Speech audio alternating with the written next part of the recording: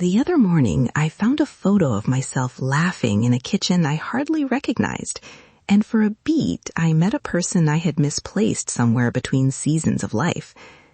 That small memory nudged a question. What tiny thing could help me remember who I am now? Welcome to the Self-Care Cafe podcast. I'm your hostess, Pami Parker. Here at the cafe, we take a gentle pause from the busyness of life and gather around conversations that nourish the heart, the mind, and the spirit. So settle in, take a breath, and let's begin. I'm delighted to be with Lena Morales today, a creative life coach who helps people design tiny, doable experiments when everything else feels too big. Lena, welcome. I'm so glad you're here. Thank you, Pami. It feels like a treat to sit in this imagined cafe and talk about small things that actually shift the shape of our days. Curious, I want to start with the honest human question. Why tiny projects when so many people feel they should do more or reinvent during transitions? What makes small experiments worth our attention? Because transitions are already heavy with decisions and emotion, tiny projects lower the activation energy. They make starting simpler. Instead of a grand proof of change, you get an invitation to notice. Heavy with decisions. I like that phrase. It feels honest. When something feels doable, we actually begin, and starting builds gentle momentum. Tiny projects also reframe the goal, from proving who you are to exploring who you might be now. That shift moves us from perfection anxiety to curiosity. So instead of I must become X, it becomes I wonder about X, which feels lighter and kinder. Tell me, in practice, what does that look like? How do you keep a project tiny but meaningful? I ask people to pick a theme that matters: curiosity, rest, play, connection. Then choose one clear action they can finish in 10 to 30 minutes each day. The action needs to be specific and bounded so it's finishable and gives usable feedback. Can you give a few examples? Something for someone short on time and something a little more creative for when space opens up. For a packed week, a 5-minute voice memo each evening naming one small win. For reflective days, a 10-minute free write that starts with I notice. For creative leaning, a 15-minute photo hunt seeking an image that feels like home to you. Each task is small, but points toward what matters.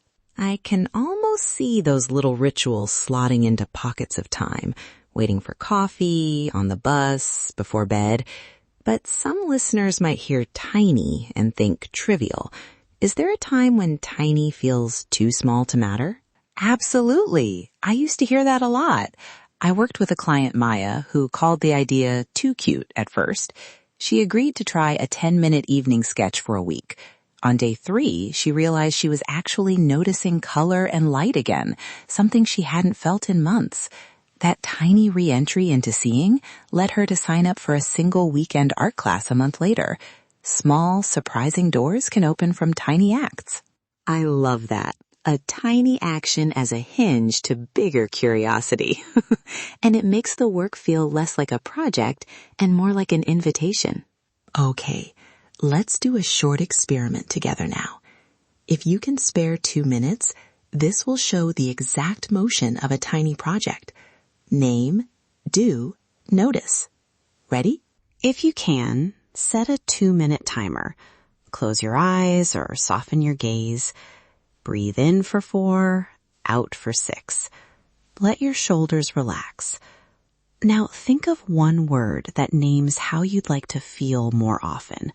Calm, curious, steady, seen. Hold that word gently for a breath. When it's with you, open your eyes and name one tiny action you could finish in 10 to 30 minutes today that would support that word. Keep it concrete. Read 1 page. Walk to the end of the block. Write 1 sentence. If your action feels long-winded, tighten it to a single, finishable step. Notice the difference between I should become calmer and I will take a 5-minute stretch at noon. You've just practiced naming a feeling, choosing a tiny, doable action, and noticing the effect. The exact 3 moves that make this practice powerful. People worry tiny tasks will feel silly, and that's okay. Silliness is honest data. If something feels awkward, name it without judgment. That felt odd. Maybe this isn't for me. Or, that surprised me. I want more. Both reactions tell you something. What about when life gets chaotic and resistance pops up?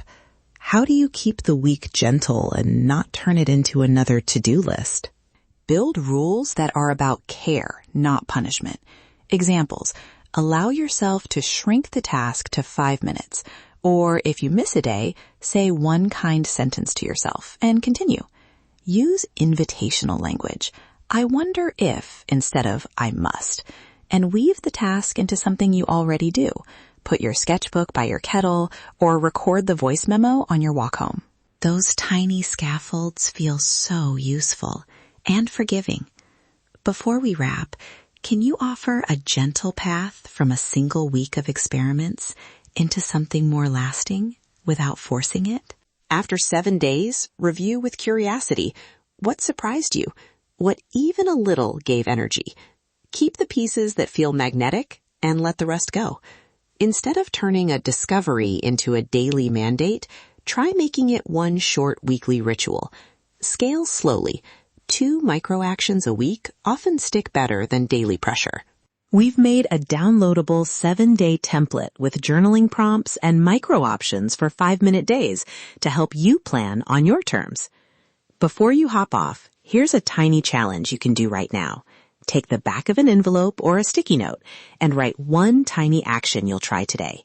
Tuck it somewhere you'll see it. Your wallet, your mirror, your phone case. That's your 30-second promise to yourself. Try to keep that promise gentle. If you miss it, notice why and be kind to yourself.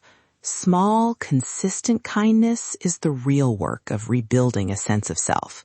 Thank you, Lena, for the practical language and for reminding us that curiosity can be the kindest tool we have. To our listeners, if this episode left you curious, visit the Self-Care Cafe show page to download the free 7-day tiny project template and journaling prompts. Try a week on more terms. Share one small discovery if you'd like. And remember, come as you are. Leave nourished. Thank you for listening.